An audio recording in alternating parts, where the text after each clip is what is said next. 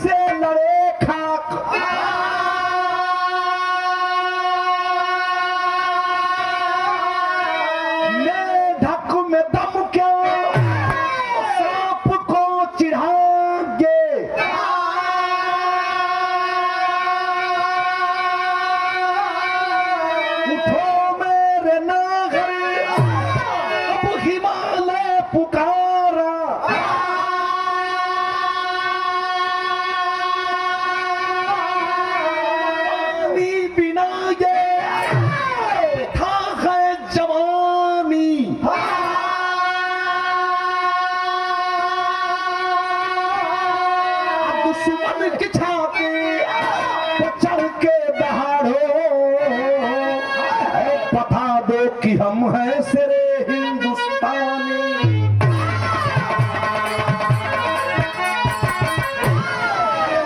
मेरे नाहर हिमालय पुकारा कि पानी बिना ये वृथा है जवानी।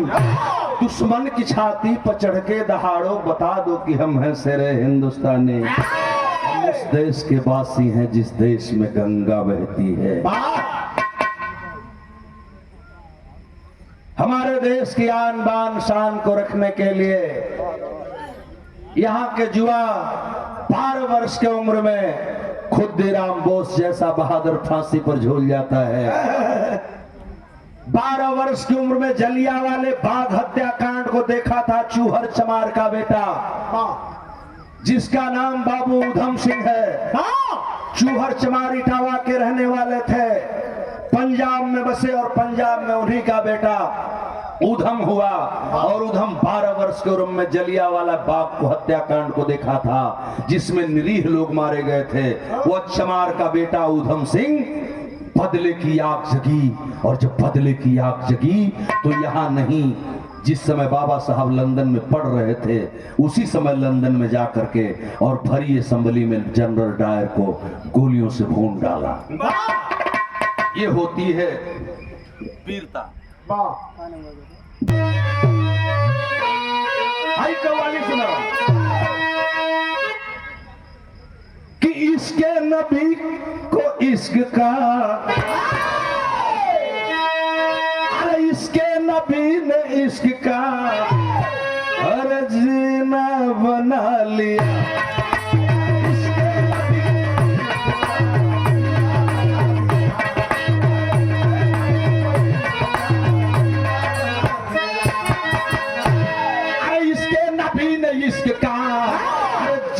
बना लिया सबरो रजा को अपना, हर करीना बना लिया, करीना बना।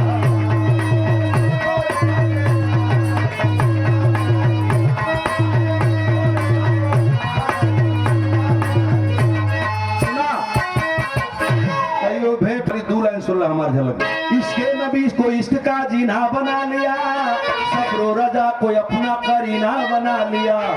इसके नबी को इश्क का जीना बना लिया, सफरो रजा को अपना करीना बना लिया। उल्फत के वादे शौक का मीना बना लिया।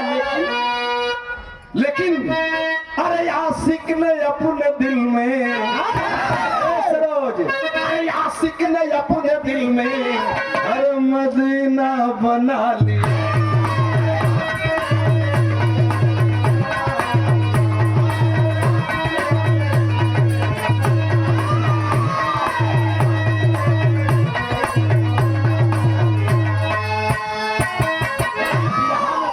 कितना सुंदर है कि बातों से यारी नयान पे, बातों से यारी नयान पे अरे तागी लगा दिया।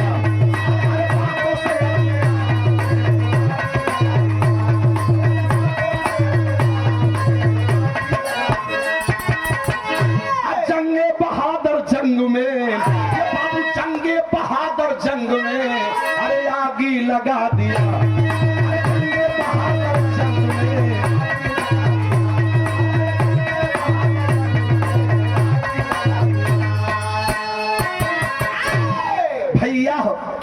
कहानी की शुरुआत हो गई मेरे बाबूजी।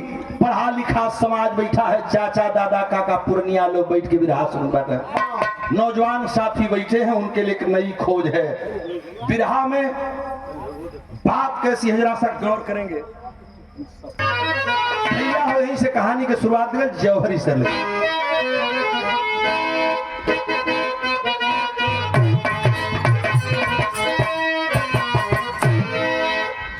हिंदी चीनी है भाई, हिंदी चीनी है भाई, यह नारा चीन लगाया करके धोखा बासठ में वह जंगी बिगुल बजाया। हिंद के नाहर चल पड़े, हिंद के नाहर जब सरहद है ललकारा, तब सियाचिन की धरती वीरों का बनी अखाड़ा।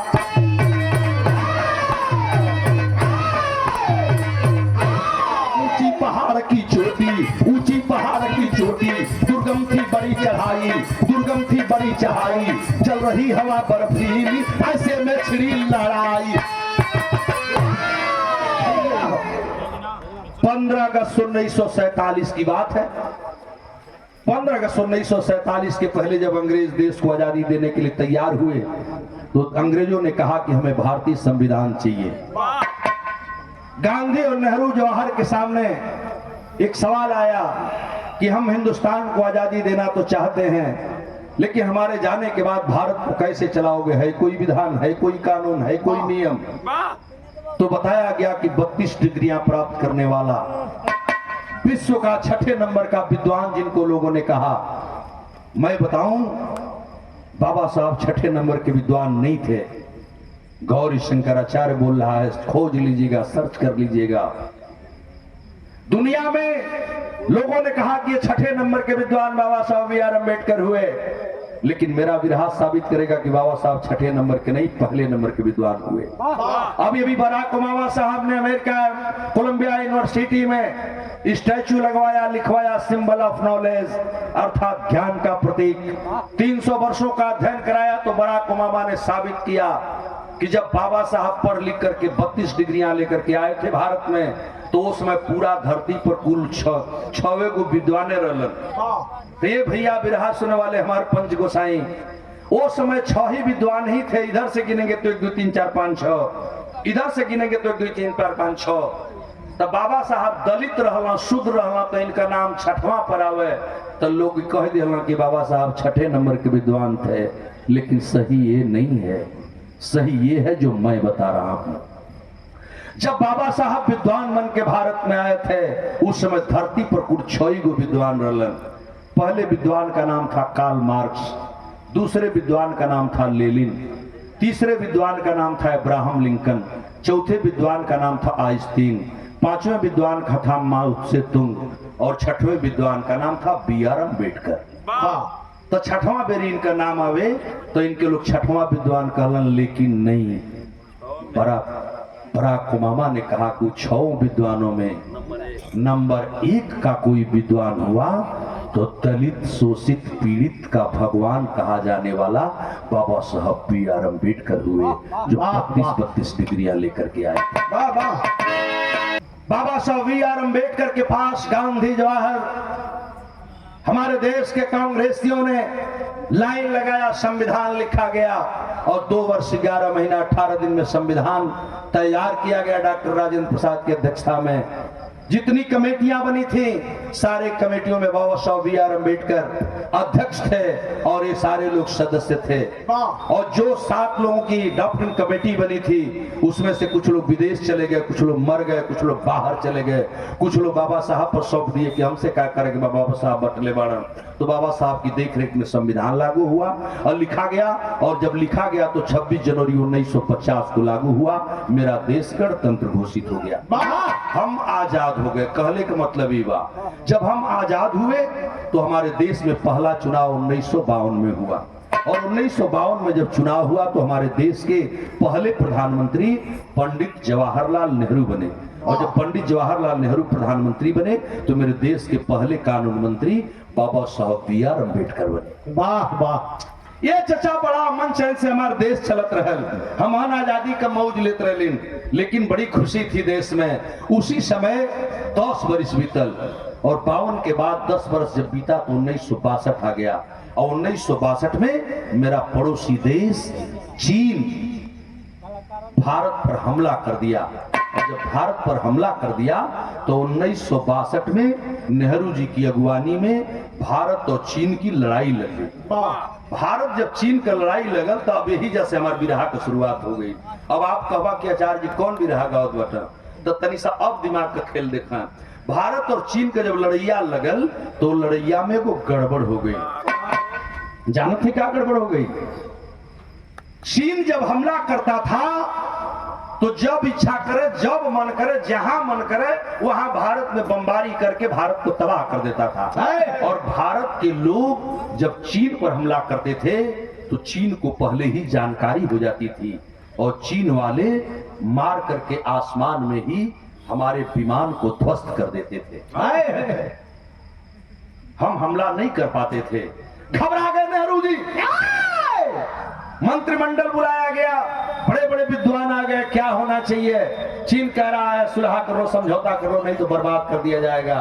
तो हमारी सारी सेना मारी जा रही है। नेहरू जी मजबूर हो गई रहलन, सेनाओं की मीटिंग बुलाए, बड़े बड़े अधिकारियों की मीटिंग बुलाए और मंत्रिमंडल बैठा था। उसी में नेहरू जी ने कहा कि मैं चाहता हूं कि चीन से सुलह कर लूं, समझौता कर लूं, जो कह रहा है चीन उसकी शर्त को मान लूं।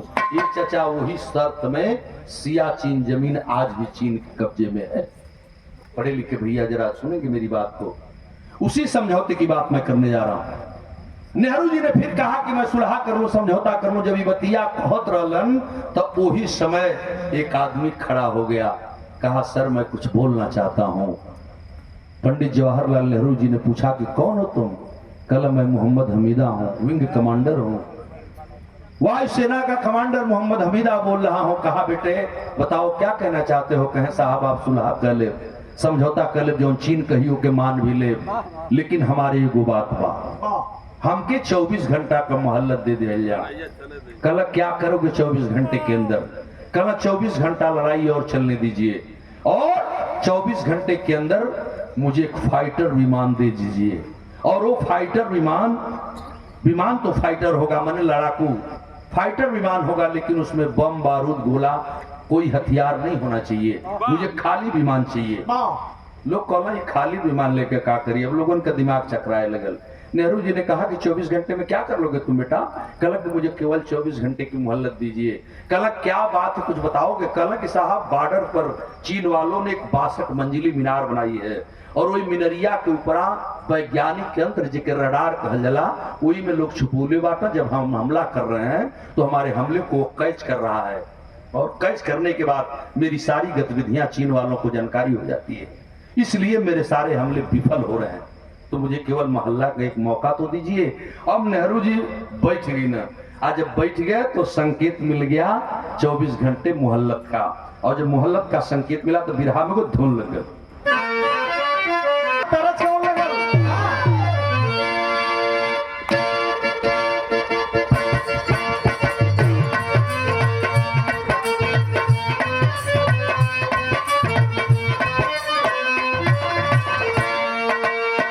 जगले पड़ोसी जगली,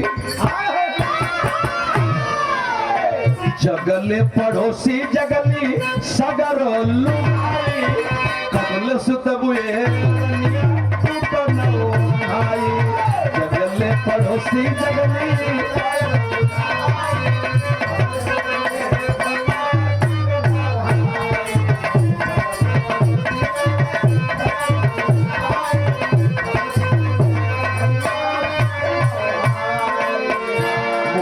हमीदा कहे पंडित जवाहरलाल नेहरू जी से, जवल रडार ना, जवल रडार नामी नार के ठाई, जवल रडार नामी नार के ठाई, जवल रे चीन से ना कोई लड़े पाई, जवल रडार नामी नार के ठाई।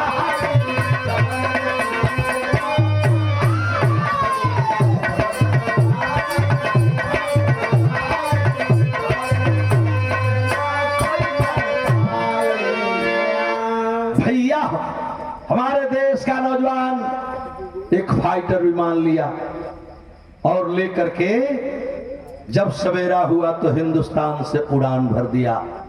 लेकिन मैं बताया कि विमान फाइटर था, लेकिन उस विमान के अंदर कोई बम बारूद गोला नहीं है, कोई हथियार नहीं है।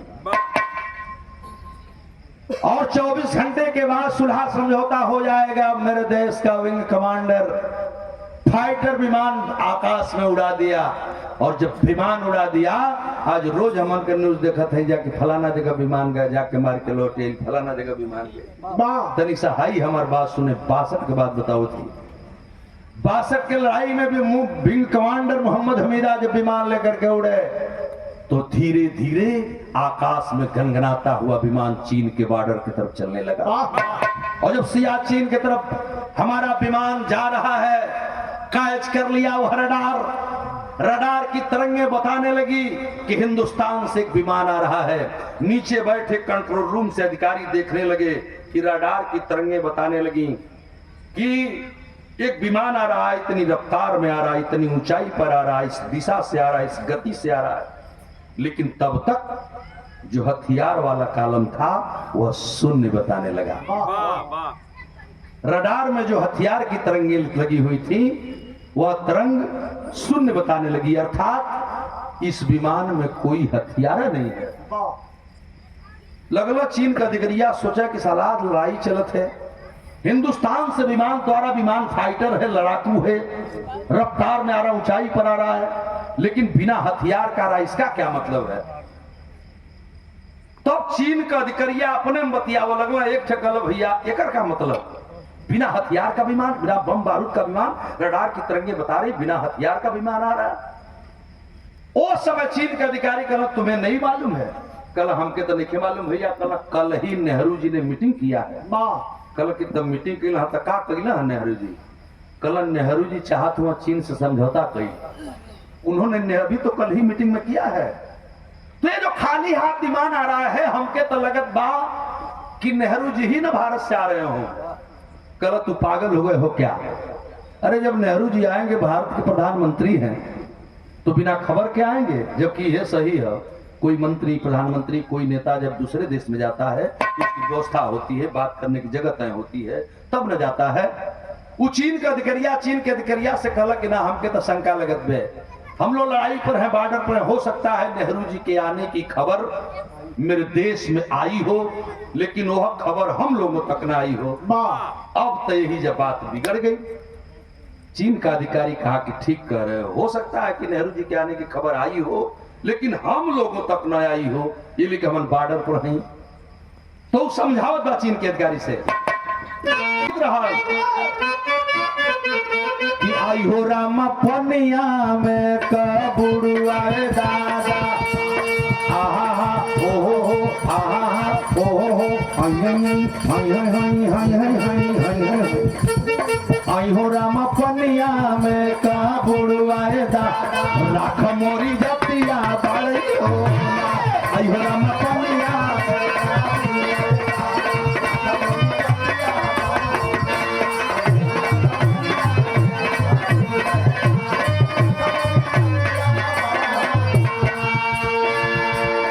भैया हो आवत देखल विमानवारा दारा आवत देखल विमानवारा दारा नाही हथियारवा बनई हो आवत देखल विमानवारा नाही हथियारवा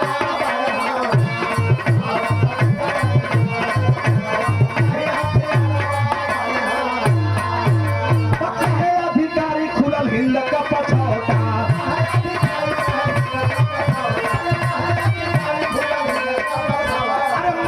हार करे हम समझौता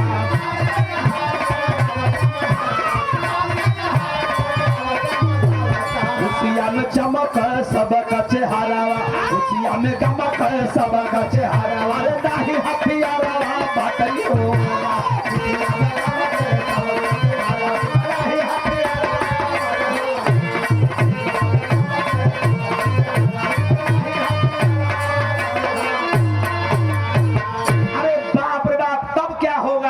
कहला कि जरा सा आने दो और आने से पहले हम लोग को ये चाहिए कि सचमुच में नेहरू जी है कि दूसरा कोई है इसका पता लगाना जरूरी है। कहला तो फोन लगाओ। अब अधिकारिया कंट्रोल रूमवा में से हेडक्वार्टर पर फोन करने लगे। आज जब फोन करने लगे तब तक उधर से विमान रफ्तार में चला आ रहा था और धीरे धीरे उस 62 मंजिली मीनार के पास पहुंचा मेरे बाबूजी। और मीनार के ऊपरी हिस्से में जो वैज्ञानिक यंत्र रडार लगा हुआ था वो करीब चल गए। ई तो करे चक्कर में बाड़ा कि हम पता कर रहे कि नेहरू जी हो कि केहू दूसर है। आप तौले जाए करके wing commander Mohammad Hamida fighter विमान लेकर के और उस मीनार के ऊपरी हिस्से में रडार के तरफ पहुंचा। और जौले ही कुछ समझा तौले गड़बड़ हो गया। भाग दिया जाए कि हो तूफानवा भइला हो तूफानवा भइला हो तूफानवा भइला हम बनाते जौड़ौला विमानवा बनाते जौड़ौला विमानवा हो तूफानवा भइला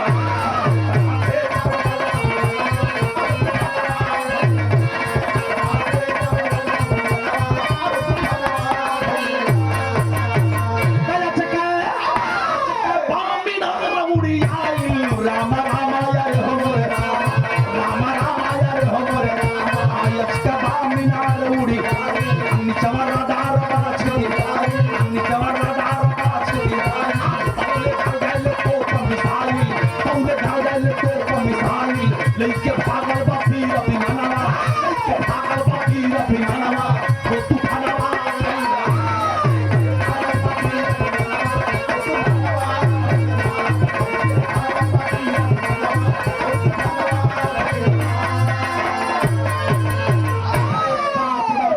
का नौजवान विमान लेकर के चला मेरे बाबूजी।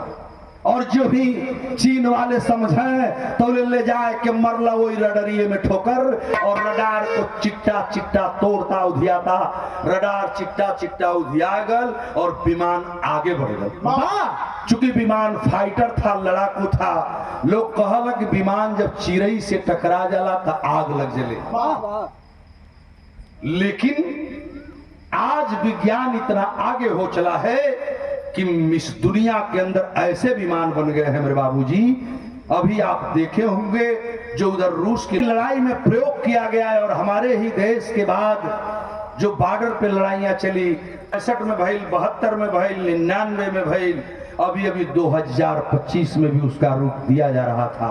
लेकिन वो तो कहिए कि थोड़ा सा मामला बिगड़ गया। अब हम ओहर नहीं खींचाइल चाहत। A-50 ऐसे ऐसे विमान बने हैं कि वो धरती के अंदर सुरंग बनाते हुए जाएंगे और वापस आ जाएंगे। विज्ञान इतना आगे चला गया। वो फाइटर विमान लेकर के चला है। फाइटर विमान के अगल बगल जो पंखे का इलाका होता है ले जाए के वही जब नचाए दे। और एक बार खिलाड़ी जब विमान को नचाया तो एक पंखे से लगा और चौथा नोचत रडरवा के लेके आगे बगल आज जौले आग लगे विमान में तो सोचला कि सौले सारे समझ तौले हम विमानवा के मोड़ के भारत में बढ़ चली। कुछ दूरगवा गई और मोहम्मद हमीदा विमान को पीछे मोड़ दिया और पीछे मोड़ करके भारत की तरफ भागने लगा। और जब भारत की तरफ भागने लगा तो चीन के अधिकारी घबरा गए मेरे बाबूजी कि अभी तो देख रहे हैं कि चीन को तबाह करके यह भारत में चला जाएगा, हम कुछ नहीं कर पाएंगे। वही में आवाज हो गई, आदेश दिया गया और बॉर्डर पर से तोप के गोले छूटने लगे, बम गोले छूटने लगे। और जब विमान से ठा ठा वायरिंग होने लगी, बाबूजी फायरिंग होने लगल तो विमानवा लेके ऊपर भागे लगल। और जितना ऊपर जाइल बनल उतना गई तो जरूर, लेकिन जो ही ऊपर गया तो वायु का दाब कम होने लगा। हवा का दाब जब कम होने लगा तो उसको सांस लेने में दिक्कत होने लगी। अब सोच गई कि वो मैं भारत भी नहीं जा पाऊंगा और मारा भी जाऊंगा। कहला कि ठीक बा, अब तब मरे के है तब मरता क्या नहीं करता। भारत माता की जय, हिंदुस्तान जिंदाबाद, हिंदुस्तान जिंदाबाद। इतने कही कि आवत रहल भारत में, फिर विमानवा के दूसरी बेर मोड़ दिलस। आज चीना में मोड़ दिलस। आज जब चीना में दूसर की बेर मोड़ तो दवा पारी ले जाके कर के मरे के तो साला है रुका वो काम कर ले और ले जाके दूसर का बेरी का के भैया लाइन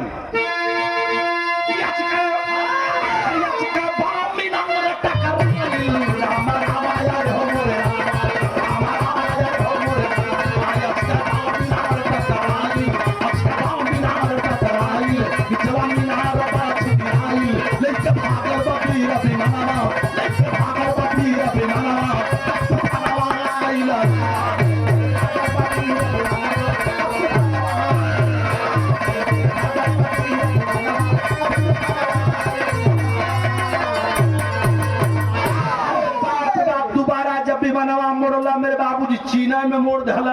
आज जब दोबारा चीना में मोड़ला तो कहला कि अब तब मरे के है हो। तो जौने मिनरिया में ऊपरा पहलवा ठोकर मरले रहल ले जाए के नीचवा मार दला। आज जब नीचे मीनार के निचले हिस्से में मारा, जो मीनार का कंट्रोल रूम था, जब निचले हिस्से में मारा तो एक बारीक पूरी मीनार में आग लग गई।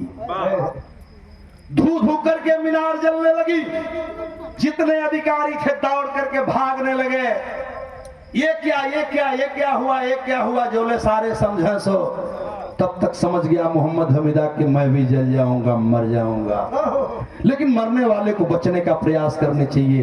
ये चचा बिरहा सुने वाले हमारे पंच गोसाई ये भैया लोग, ये चचा वही अगिया में हो, वही मिनरिया की मलबा में मोहम्मद हमीदा हमारे देश के नौजवान विमान का गेट खोल रहा है। लेकिन चारों तरफ से पत्थर गिरे हैं, विमान का गेट बहुत तो नहीं खुल पाया। एक सकरी जगह मिली, थोड़ा सा गेटवा गेट खसकाने के बाद तिरछा करके निकल गए। जब विमान से बहरा आई तो विमान धू धू करके जला, मीनार जल रही है। सोच गया कि साला अब तो जलना ही मरना है। तो जब जमीनिया पर गई तो आग न लग जा। वर्दिया में आगी लाग रहे चचा, वर्दिया के नोचत फारत फेंकत मोहम्मद हमीदा जमीनी पर गिलन। आज जमीनिया पर गिर के डगराए लगलन। डगरात जब उतना दूर गईलन ना तो एगो अलमारी रहल, वही अलमरिया में जाके धड़ाक से लड़ गईलन।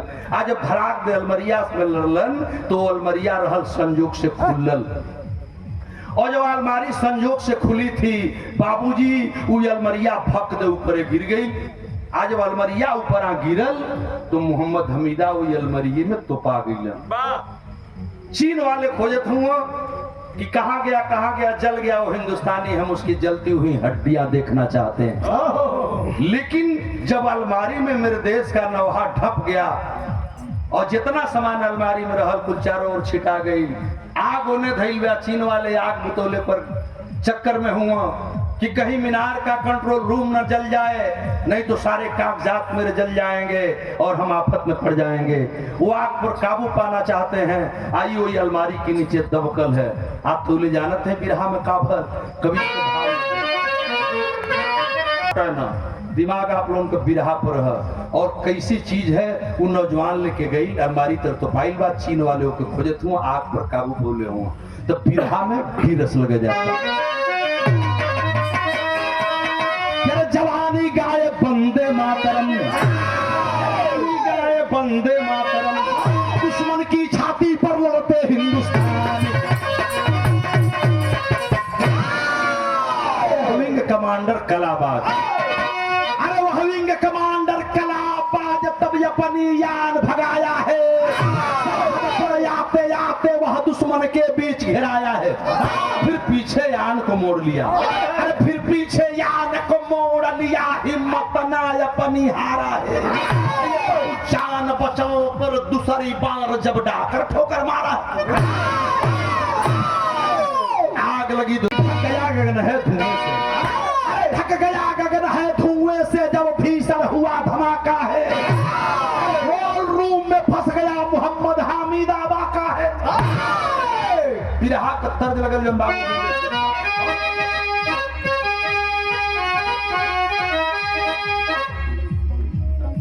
किस्सा सुमर तनवा आज धनिया मारुए तनवा रे तनवा हई हो मारे तनवा हई हो मारे हमारे आगे कभी ही मेरे तनवा हई हो मारे ना।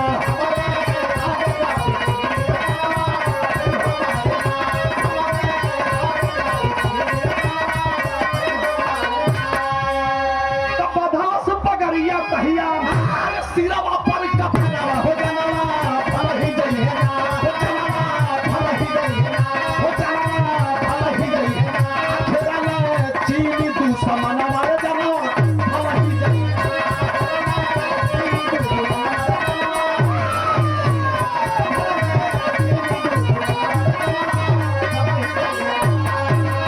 मॉडल रडार वाला।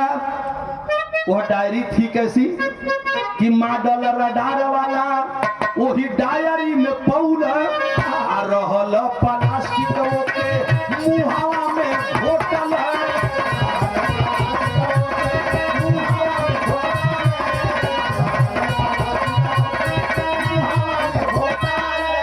प्लास्टिक सामान एक पेपर है और वो पेपर साधारण पेपर नहीं था, वो रडार का नक्शा था। अरे ये तो रडार का सूत्र है, रडार का मॉडल पेपर है, रडार का नक्शा है। जिस रडार की बदौलत चीन वाले हमें बर्बाद करे तो वही का नक्शा है। जिस रडार को लोग खोज रहे हैं कितना शक्तिशाली रडार चीन वाले बनाए क्यों है, कैसे हैं, ये वही का सूत्र बा। ये चचा इतना जने पंच गोसाई हुआ ओके लगल मोड़े, मोड़त मोड़त लपेटत जितना छोट कैल बनल कैलस, और छोटा करने के बाद मोहम्मद हमीदा उस रडार के नक्शे को घोंट गया। हिम्मत करके रडार के नक्शे को घोंट गया और घोटला के बाद वो चिट्ठी लिखलस। चिट्ठी लिख करके और अपने नगोटे के अंदर उस 4 लाइन के खत को छुपा लिया। और जब चिट्ठी 4 लिख करके नगोटे के अंदर छुपा लिया, फिर कराह रहा है पकड़ करके उसी अलमारी के नीचे। अब जली शरीर है, आप तब तक चीन वाले आग पर काबू पा लिए, और आग पर जब काबू पाए तो देखने लगे कि वो जल गया, हिंदुस्तानी मर गया, कहाँ है, चलो अंदर देखेंगे। आज जब लोग अंदरवा गए ना चचा, तब देखला कि अलमारी के नीचे कराता हुआ एक भारतीय नौजवान है। पकड़ लिया गया देश का बहादुर। जब देश का बहादुर पकड़ लिया गया बाबूजी, खून खौल गया चीनियों का, और वो यहाँ से घिसिरावत लेके बहरा को लेला। और बहरा जब लेके अला तो जहाँ चीन का मिनरिया बनल, लब तनी सा दिमाग लगाई, जहाँ मिनरिया रहल वही मिनरिया के चारों ओर बाउंड्री घेरे रहल, छरदीवार रहल। लेके दीवार के पास के गए, पूछने लगे बता हिंदुस्तान में कौन सी अच्छी अच्छी जगह है, हम भी हमला करेंगे। किस देश वालों ने है योजना बना करके दी थी जिससे तूने बमबारी किया है, जिससे तूने मेरा मीनार को तोड़ा है, कि कुछ भी बताने से इनकार कर दिया। जब कुछ नहीं खे बतावत तो लेके वही चीन की दीवार के पास आए, और दीवार के पास ला करके चचा मोहम्मद हमीदा के लोग खड़ा कर दिलन। अधजली शरीर रहल आ दोनों हथवा के लोग फैला दिले चचा आ दोनों हथवा फैला के चचा लोहे का कील मंगा करके ठे हाथे में खोसलन ये हथवा देवलिया ले सट गई दूसर की किलिया दूसरे हाथ में ठोक देलन दूसरा हाथ पे किली में सट गए दीवार पर सट गई जब दोनों हथवा देवलिया पर सट गई ना ठोक करके किल्ली में सटा दिए दीवार पर तो दोनों पैर के लोग फैलोलन और दोनों पैर फैला करके लोहे का राड मंगा करके जलता हुआ राड पैर के रास्ते तलुए के रास्ते जमीन में ठोक दिए दोनों पैर जमीन पर और दोनों हाथ दीवार पर सट गई। ऐ भारत के नौजवान कुछ बताना चाहते हो बको नहीं बकोगे तो हम गोली मारेंगे।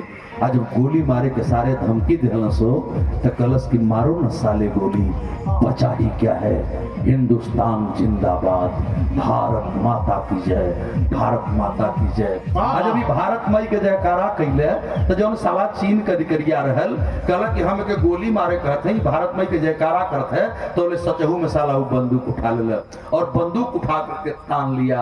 आज जब गोली मारने के लिए फिर कहा कि मैं गोली मारूंगा फिर नौजवान दोहरा दिया भारत माता की जय हिंदुस्तान जिंदाबाद मारो न साले गोली बचा ही क्या है।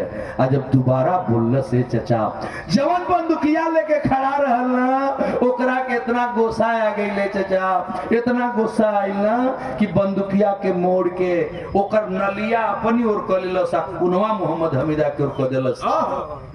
अब वो सोचा लगल मोहम्मद हमीदा सोचल नहीं सारे हमके मारी के अपने पेटवे में गोभी और गुस्सा में जब हुआ तो नाल बंदूक की नाल पकड़ करके 2 कदम पीछे हटा दीवार पर मोहम्मद हमीदा सटे थे आ 2 कदम पीछे हट के वो पपिया करे का लगल भाव देवे पड़ल हमारी बंदूकिया से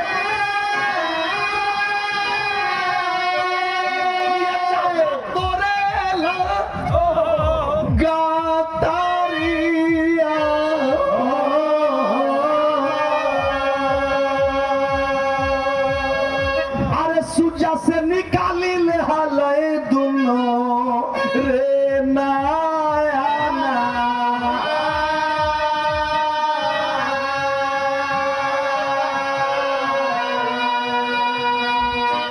अब फटली बदनिया पर नमक मललन पापी हो गयल बेहोश हमारे देशा के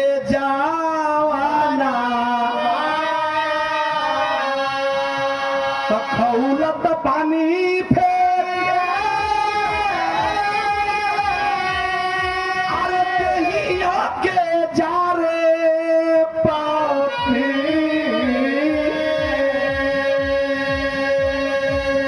ये चाचा जरते उखारी ले हल बिसो रे ना खूना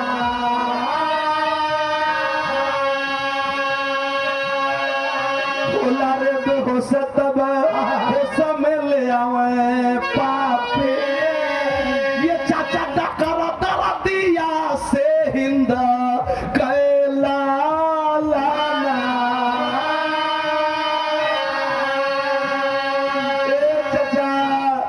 चाचा ओए देवलिया पर मोहम्मद हमीदा सटर हो बंदुकिया के नलिया पकड़ के उस साला खुन्ना से इतना मरलस कि पूरा बदनिया धुला गई।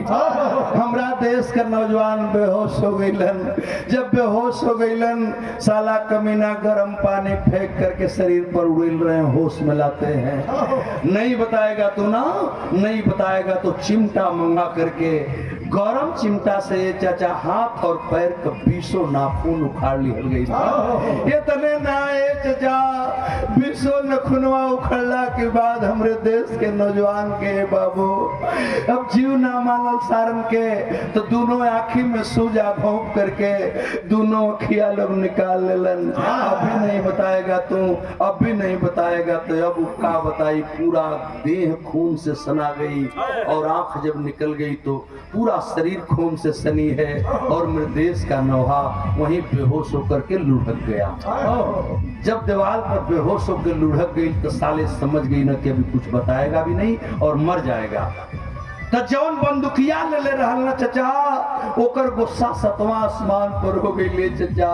बंदुकिया के फेंक दिले सो, अब बंदुकिया फेंक के वो तलवार उठा लेलस, कटारी उठा के कलश के भारत के शेर बहादुर हो तुम, हम तुम्हारी कदर करते हैं, लेकिन अब मेरे हाथ में बंदूक नहीं है, हम तुझे गोली नहीं मारेंगे, अब मेरे हाथ में कटारी है, अब मैं तेरी गर्दन काटूंगा। तो तब बेहोश रहलन, कुछ ना बोलन।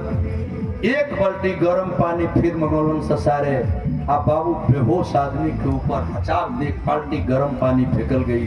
तो हमन इतना जने बैठल नहीं पंच गोसाई, ये हमारे चचा दादा काका भैया लोग बिरहा सुन वाले पंच गोसाई, अगर आदमी बेहोश बा ओकरा ऊपर एक बाल्टी गर्म पानी फेंक दिहल जा तो ओकर हालत का हुई। एक बार एक जा करके मोहम्मद हमीदा होश में आए, और जब होश में आए तो एगो साला एक पंखा पर हाथ धैलस और हथवा रख के कलश की मैं गर्दन काटने जा रहा, पकना है पको नहीं तो गर्दन काटूंगा।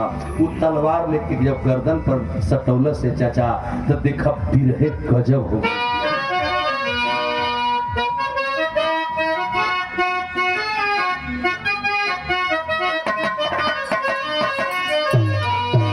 हम तो हसे पूछे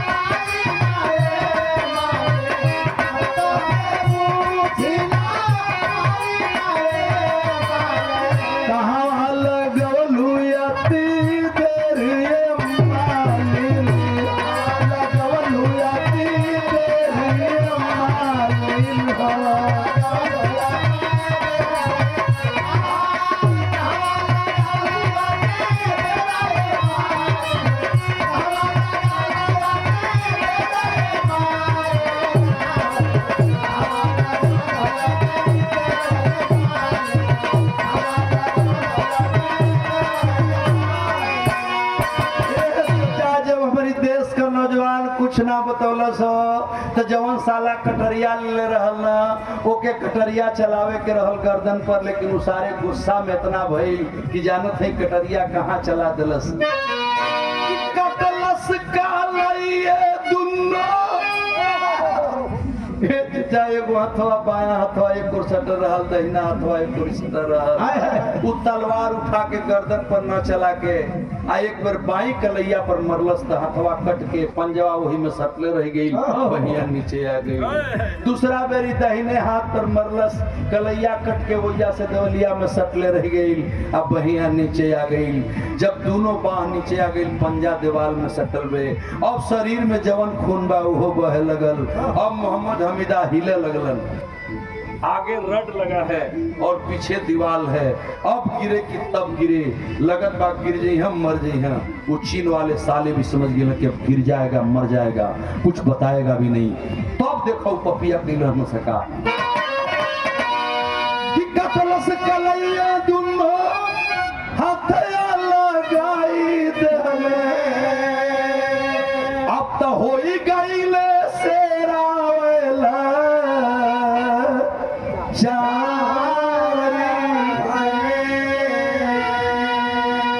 चाचा आखिरी होई छापू से कहला कहे हमारे देशा भेज दिया लसिया मारे दे। ए दादा जब हिला लगल कि गिर जाई मर जाई, चीन वाला अधिकारी जो कटार लिया था फेंक दिया अपनी कटार को और कंधा पर हाथ रख कर रोक लिया, कहा तुम सचमुच बहादुर हो, मर जाओगे नहीं बताओगे हम समझ गए, लेकिन ऐ मरने वाले बहादुर तुम्हारी हम कदर जानना चाहते हैं, हम बहादुरों की कदर करना जानते हैं। हो तो तुम विदेशी, लेकिन तेरी अंतिम इच्छा क्या है हम जरूर पूरी करेंगे, बता बेटा। जब आखिरी इच्छा पूछलन सा तो कहलस होश में थोड़ी सा अपना के संभार के मरे जाते हो मोहम्मद हमीदा, लेकिन अंतिम बेर जुबान खुलल, कल चीन वाले अगर तुम मेरी अंतिम इच्छा जानना चाहते हो ना तो अगर मैं तेरे अंदर मानवता हो तो मेरे मरने के बाद तुम लोग एक काम कर देना। अब अंतिम इच्छा जानता नहीं का बतौलन, कहला कि आखिरी हो इच्छा पूछे, कहला वातानावा में कहे हमारे देशवा में भेज दिया लसिया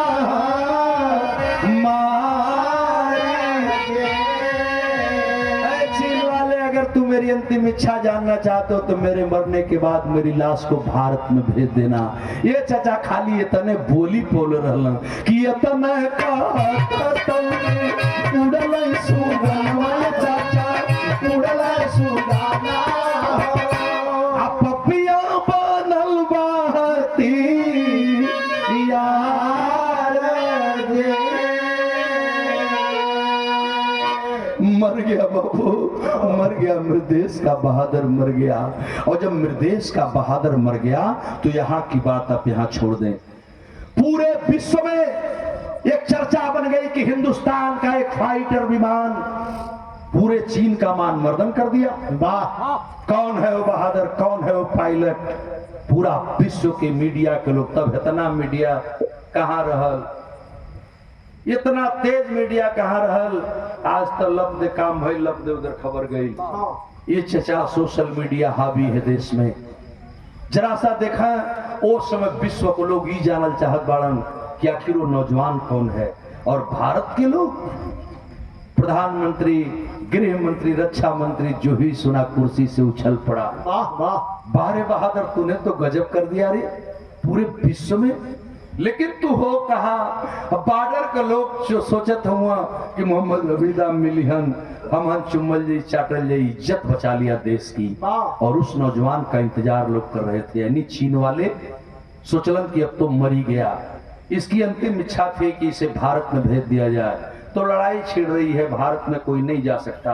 आपस में लोगों ने राय किया, बड़े बड़े अधिकारियों को बुलाया गया। वो बोरा में लसिया के लोग भरलन, लाश को बोरा में भर करके विमान में लाद करके ला करके सियाचिन बॉर्डर पर लाश को गिराया गया। जब लसिया गिरल तो हमारे हिंदुस्तानी सैनिक होलन।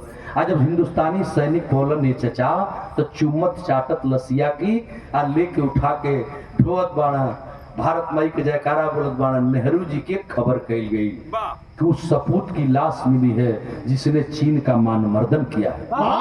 जब नेहरू जी को खबर चली तो नेहरू जी ने कहा, नेहरू जी से लोगों ने कहा कि हम चाहते हैं कि इस लाश को दिल्ली लाया जाए। नेहरू जी ने कहा कि नहीं, दिल्ली लाने की जरूरत नहीं है, बल्कि मैं स्वयं वहीं आ रहा हूं जहां का उस वह रहने वाला है, जो उसका गृह जनपद है। तो जहां मोहम्मद हमीदा का घर रहल, वो घर कहाँ रहल? बंगाल में। बंगाल में कौने जिला में? अब हम बतावे जाता नहीं। नेहरू जी कलम कि मैं वहीं आ रहा हूं। कहा तनी साहब बिरहा का भाव देखा कि मिलल जहिया नाहर के बाला सिया सिया बरस, अरे मिलल जहिया नाहर के बाला सिया सिया बरस,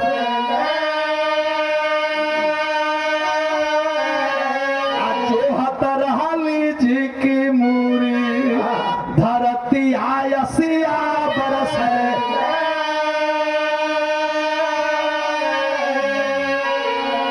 अलीपुर बंगाल के अंदर, बंगाल में एक जिला है अलीपुर। नेहरू जी ने कहा कि मोहम्मद हमीदा की लाश को ले चला जाए अलीपुर, जहां उसका गृह जनपद है, और वहीं ले चलिए, मैं वहीं आ रहा हूं। तो अलीपुर बंगाल के अंदर आइल फौजी गाड़ी, जुट गईला अधिकारी सगरो करैला रखवारी। अरे बिसर नहीं बाबू का सूरती आया सिया बरस,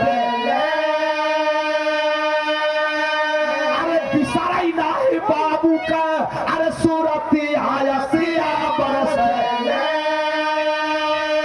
अब लखा लोगावा पीटी पीटी के छती आया सिया बरस।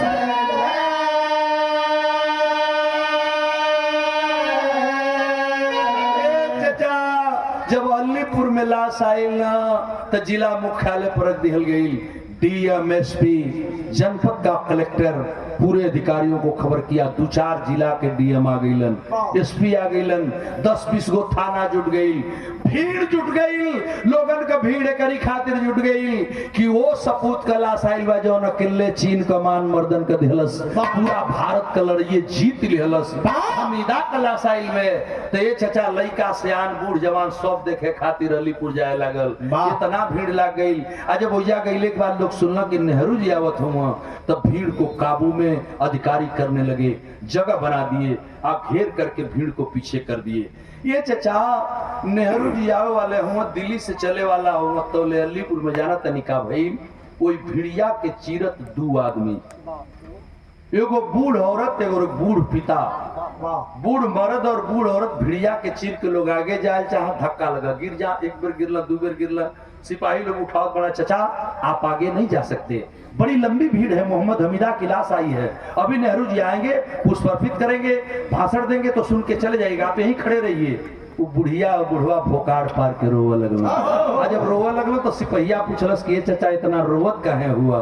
कहला बुढ़ऊ किए बेटा ना जानत हुआ ना, अरे पगला जौने लइका के दर्शन करे खातिर है सगरी लोग इकट्ठा हुए रे, जौने लइका के देखे खातिर नेहरू जी आवत हुवन, हम ओकर अब्बा बोलत हैं, आई बगल में जौन बुढ़िया बे ओकर अम्मी बे। अब अब्बा अम्मी के लोग जब नाम सुनलन तो भिड़िया के चीर के माई बाबू के लगे लगिलन, माई बाबू गिर के लसिया पर रोवे लगलन। जब ले रोवल बनल रोवलन तो जरूर, लेकिन चचा रोले की बात जब शांत भइलन तो कहलन ने बाबू तनी सामरी बाबू की मुहवा के दिखा देता लोग। सिपाही कहलन से नहीं नहीं नेहरू जी आ रहे हैं, आप हट जाइए।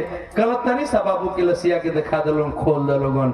ये चचा बोरा में से लाश खोलल गई। माई बाबू की कहला पर अधिकारी डीएम साहब ने कहा खोल दो, तब तक नेहरू जी आने वाले, अभी दिल्ली से नहीं चले हैं, खोल दो। जब लाश खुलाई तक माई बाबू लाश पर गिर के रोवे लगलन।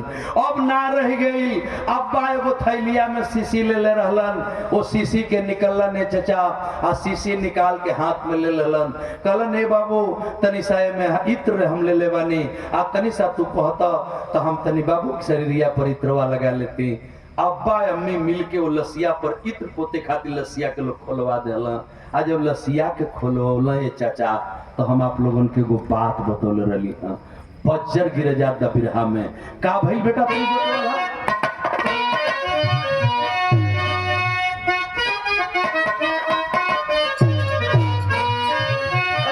ये चाचा पोता के ई तारावा जब की लसिया खोलैली,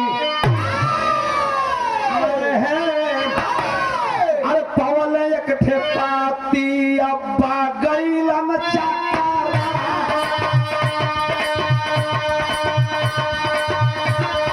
पवल एक ठेपाती अब्बा गईलन चाचा।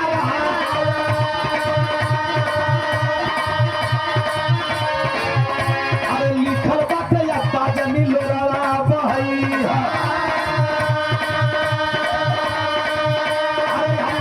मनवा के अपने माना सगरो फौजी जवानवन के लिखल बा सलामी। अरे देखी हा जवान कबो पानी न नसा, अरे आखिरी हो बात एगो लिखल बा कलमे, अरे आखिरी हो बात एगो लिखल बा कलमे। पहले पेट दिया चिरावा, अरे दफन से पहले पेट दिया चिरावा।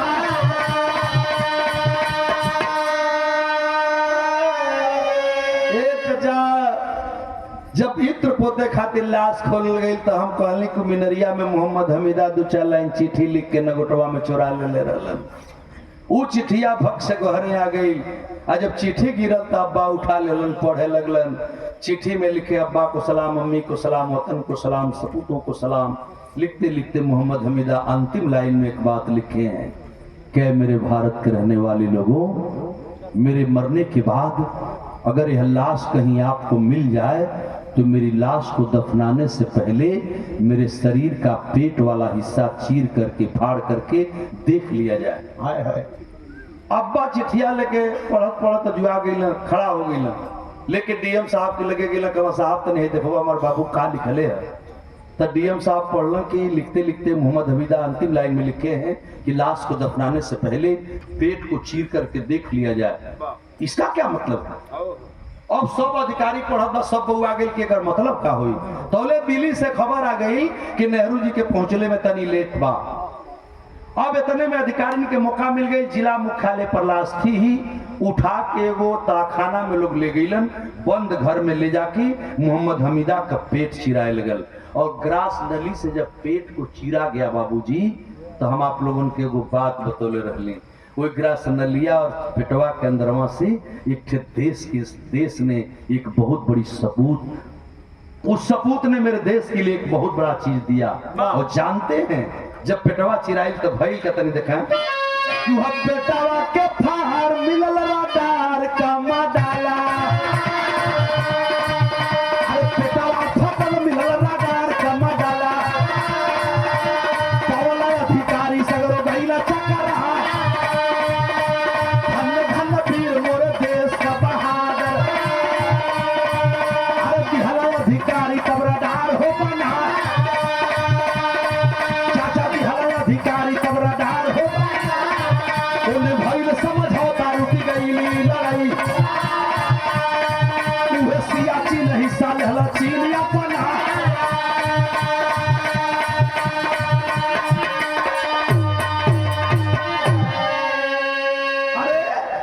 जब लोग चिट्ठी देखते हैं कागज से ने पेट से निकला वो पेपर निकला, अरे ये है क्या? अगर लोग देखना कल तो राडार का मॉडल पेपर है, सूत्र है, रडार के नक्शा पे। अरे बाप रे बाप, भारत में रडार का निर्माण हुआ तो था, लेकिन जो आज रडार काम कर रहा है, चीन के 62 की लड़ाई में मोहम्मद हमीदा के पेट से मिला वो नक्शा, जिसके आधार पर रडार बना। और उस रडार के बदौलत आज बॉर्डर पर, सीमा पर जवान लड़ते हैं। यहाँ का बात यहाँ छोड़ गई, ये चचा बिरहा में वो गजब अनोखी बात मिल गई, जानते हैं? अब एकरा पहले एगो बात हम बतावे जाता नहीं, पहली खोज मिलल कि उस देश के सपूत के नाते देश को रडार मिला, लेकिन जानते हैं बिरहा का दूसरी खोज का हो गई। यह तो अजीब बात बा। तभी से मेरे देश में एक नियम लागू हो गया, और जानते हैं कौन सा नियम लागू हुआ? यह बताने चल रहा हूं।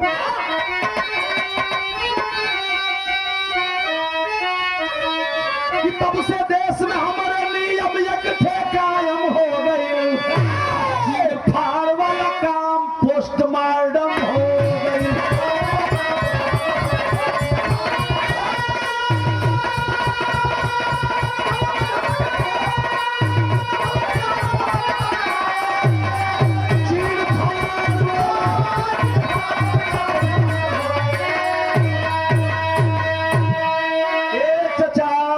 बिरहा सुने वाले पंच गोसाई, अब हमारी बात के सुनब।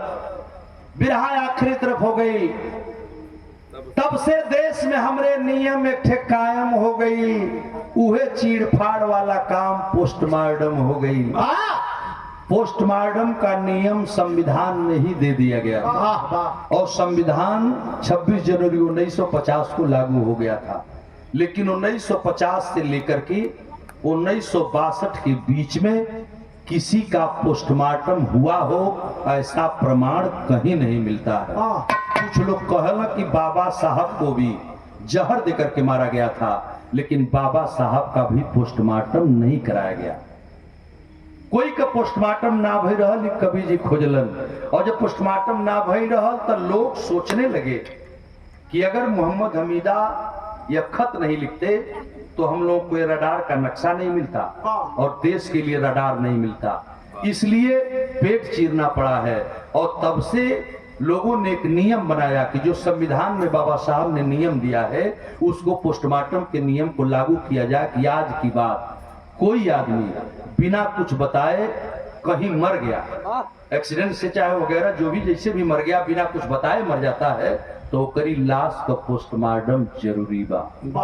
अबे मैं बा का अकेले हो के देख ले पोस्टमार्टम एको नहीं खा देख ले तोरी बबुओ जी के ना भय रहे तो औरो एक कोबर करने के भाई भैया हो मैंने उसी पोस्टमार्टम तब से विरहा की खोज बता रही है कि देश में उसके बाद पोस्टमार्टम का नियम लागू हुआ और तभी से मेरे देश में आज भी पोस्टमार्टम चलता है। बिना बताए अगर हत्या होती है कहीं से लाश मिल जाती है तो लोग बिना पोस्टमार्टम का उसे जलाने के लिए नहीं भेजते। आखिरी प्रमाण में जरा विरहा देखें कि परमवीर चक्रे हमीदा के दियाई सवा का भाग जकरी भाग से लिखा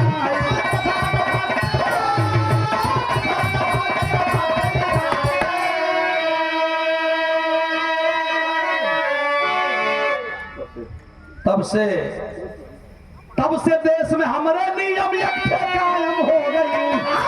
चीड़ फाड़ वाला काम पोस्टमार्टम हो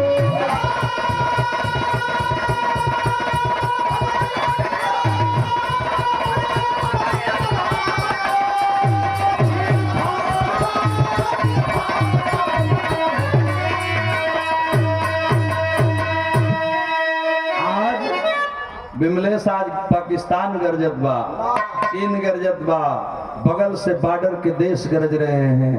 मेरी हिंदुस्तान से अनेकों देश अलग हुए, अफगानिस्तान, पाकिस्तान, चुस्का देश बल्लन और जिसको हम एशिया का भाग कहते हैं। विरहा हमारा खत्म होता है। गुरु घराने का परिचय दिया गया। गुरुदिल मोहम्मद राम सेवक सिंह धन्य देश के ज्वार गया लाल कवि जगलू यादव देश की रहले सार।